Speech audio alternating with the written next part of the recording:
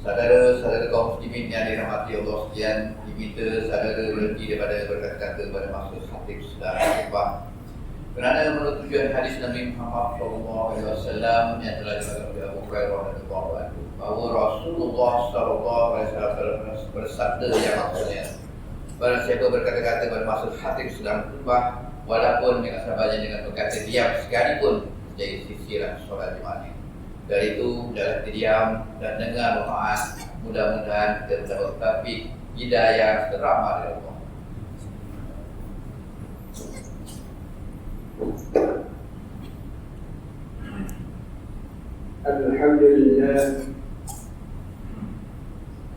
Alhamdulillah al-qadim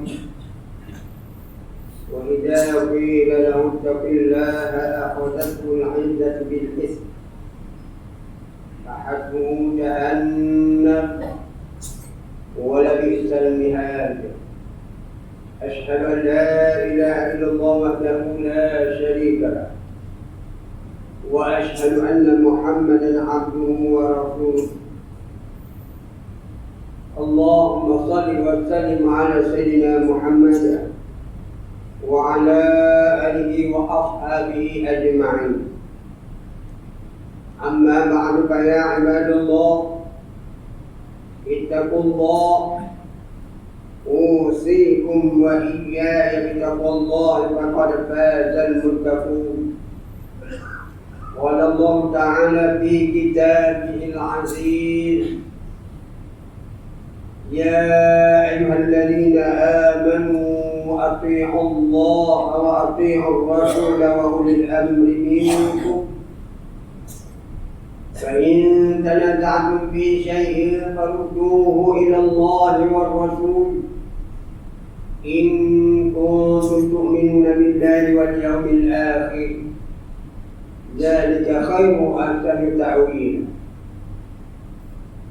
Yang bermaksud, wahai orang yang beriman, doalah kamu kepada Allah dan doalah kamu kepada Rasulullah dan kepada ulil amri, yang orang-orang yang berkuasa daripada kalangan kamu. Kemudian jika kamu berbantah-bantah yang berselisihan dalam sesuatu perkara, maka hendaklah kamu mengembalikannya kepada kitab Allah dan Al-Quran dan sunnah Rasulnya. Jika kamu benar-benar beriman kepada Allah dan hari akhirat, yang demikian adalah lebih baik bagi kamu dan lebih elok pula kesudahan. Sedang jemaat yang dirahmati Allah sekalian, marilah kita meningkatkan ketakwaan kepada Allah Subhanahu wa Ta'ala dengan bersungguh-sungguh melaksanakan segala perintahnya dan meninggalkan segala larangan. Mudah-mudahan kita mendapat rahmat dan keberkatan hidup di dunia dan di akhirat. Khutbah pada kali ini akan memperkatakan tentang gaduh ancaman terhadap pelaku dosa. Sudah di mana dirahmati Allah sekalian, dosa adalah merupakan balasan buruk akibat melakukan larangan Allah Subhanahu wa Ta'ala dan meninggalkan suruhannya. Istilah dosa juga merujuk kepada pelaku yang salah atau dilarang dalam ajaran Islam. Di dunia ini, manusia yang melakukan perbuatan baik akan dicatat sebagai pahala, manakala sebaliknya perbuatan buruk akan dicatat sebagai dosa. Bagi manusia yang ingkar terhadap perintah Allah Subhanahu wa Ta'ala akan menerima balasan yang setimpal dengan perbuatannya. Firman Allah Subhanahu wa Ta'ala yang dibacakan pada awal khutbah tadi dalam surah Al-Baqarah ayat 206 yang bermaksud, dan apabila dikatakan kepadanya, bertakwalah engkau kepada Allah, betullah kesombongannya dengan meneruskan dosa yang dilakukannya. Timbullah kesombongannya dengan meneruskan dosa yang dilakukannya. Oleh itu, padanlah ia menerima balasan azab neraka Jahannam, dan demi sesungguhnya neraka Jahannam itu adalah seburuk-buruk tempat tinggal. Masyarakat muslimin rahimakumullah, sebagai manusia Sebagai manusia kita tidak terlepas daripada melakukan dosa. Sama ada yang kita sengajakan maupun tidak sengaja. Bagi orang mukmin, mereka akan berusaha sedaya upaya untuk mengelak diri daripada melakukan dosa walaupun dosa itu dianggap kecil. Hal ini dikatakan demikian kerana melakukan dosa merupakan tanda kehancuran diri seseorang. Apabila dia tidak henti-henti melakukan dosa, malah dia akan melihat dosa itu adalah suatu perkara yang kecil. Dalam sebuah hadis yang diriwayatkan oleh Imam Bukhari daripada Abdullah bin Mas'ud radhiyallahu anhu bahwasanya Rasulullah sallallahu alaihi wasallam bersabda yang bermaksud, sesungguhnya orang mukmin melihat dosa seolah-olah dia berada di bawah gunung. Dia merasa bimbang sekiranya gunung itu akan menimpa.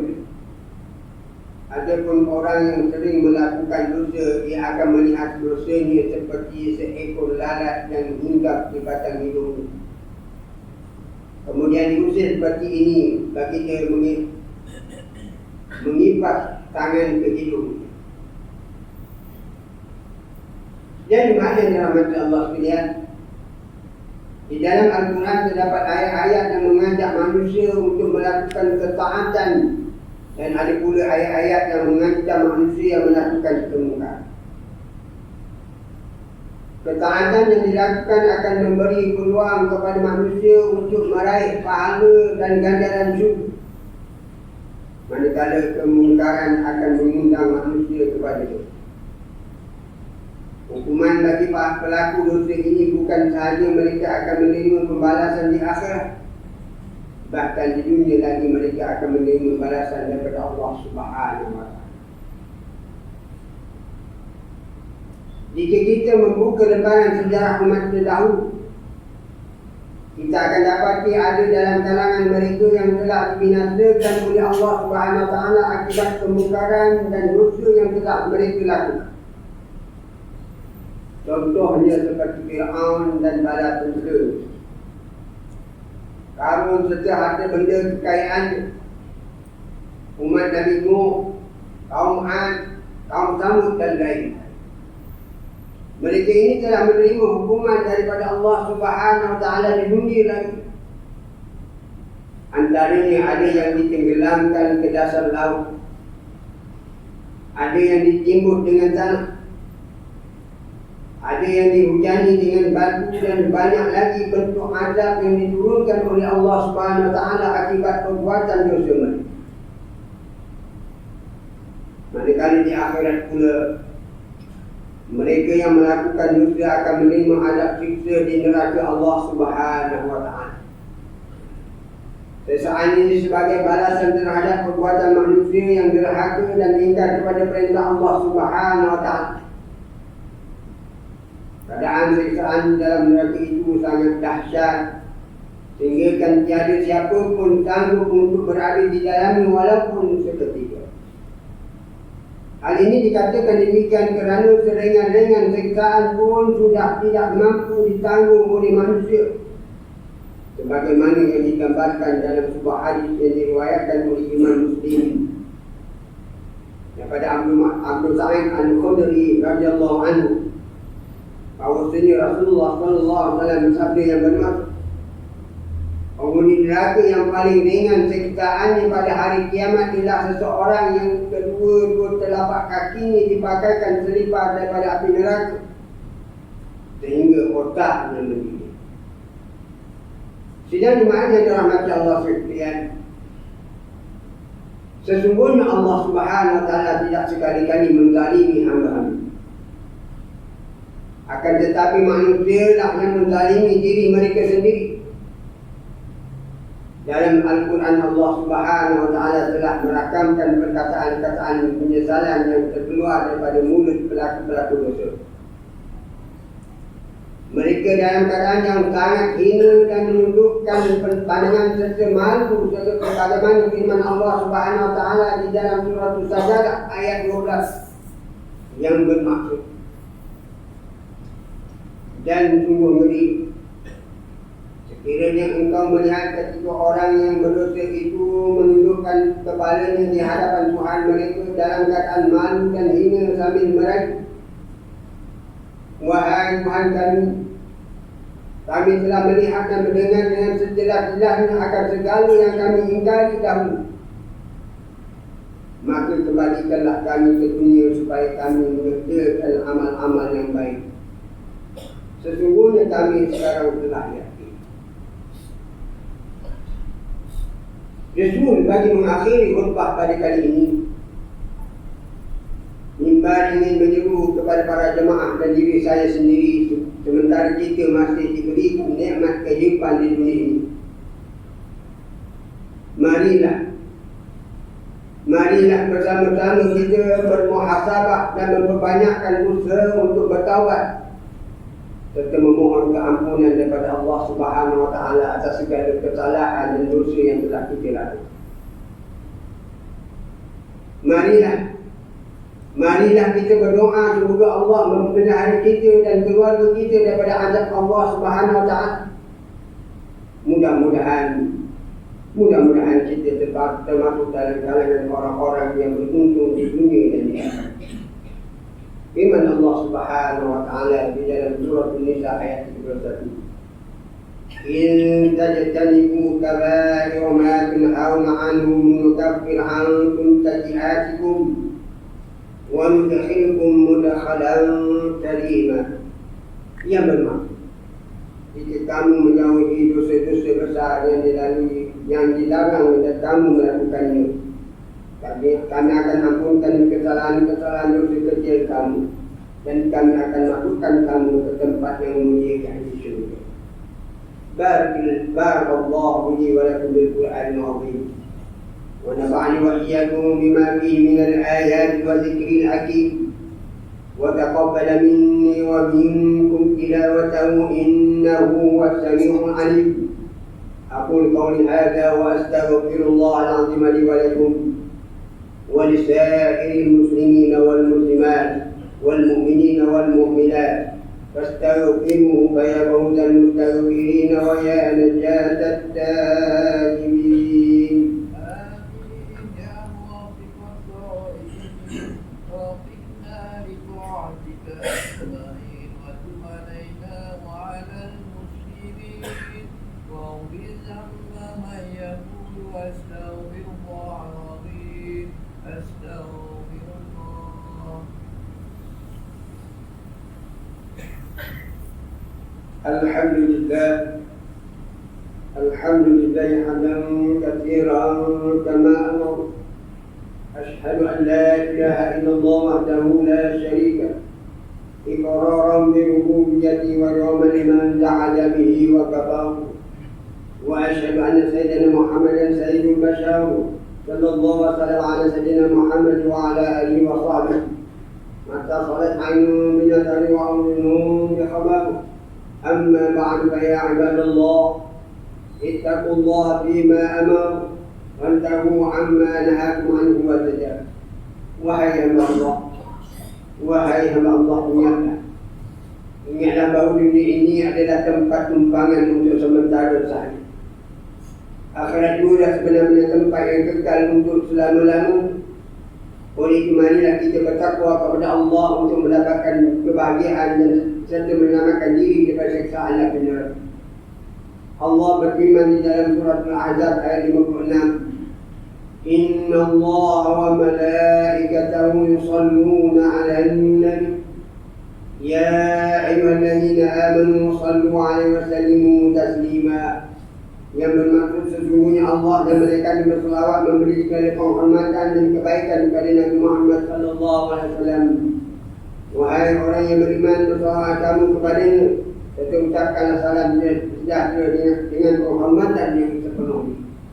Allahumma salli wa sallim ala sayyidina Muhammad wa ala ali sayyidina wa maulana Muhammad.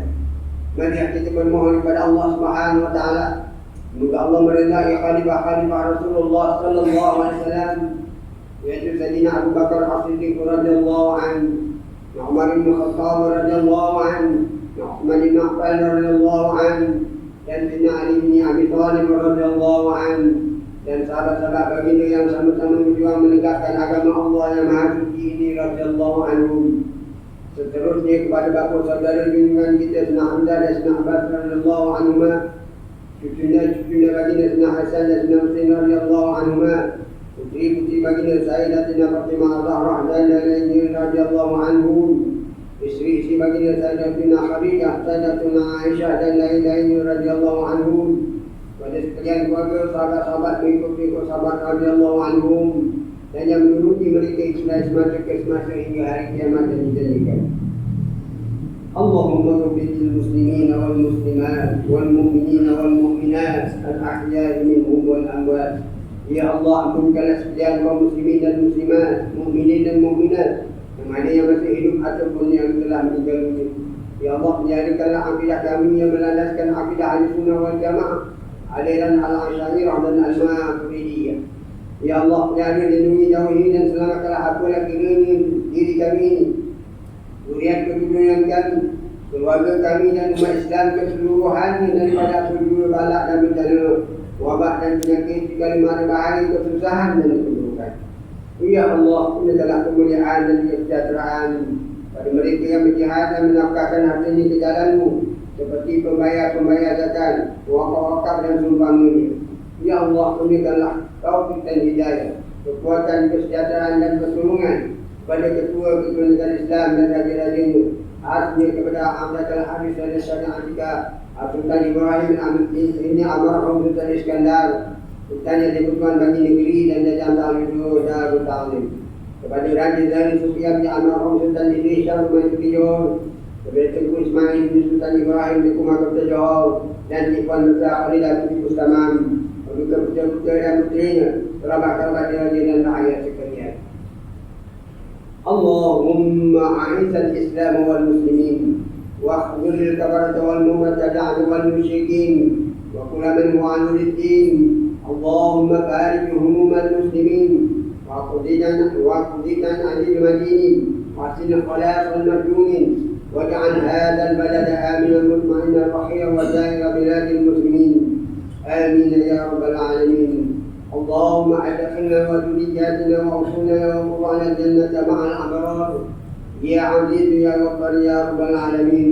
ربنا هب لنا من أزواجنا وذرياتنا قرة أعين واجعلنا للمتقين إماما.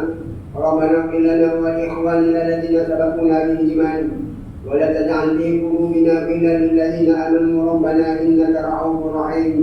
ربنا آتنا في الدنيا حسنة وفي الآخرة حسنة وقنا عذاب النار والحمد لله رب العالمين.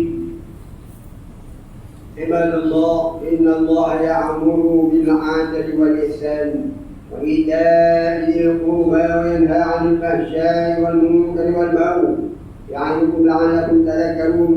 فاذكروا الله العظيم يذكركم واشكروه على نعمه يزدكم ولذكر الله أكبر والله يعلم ما تصنعون.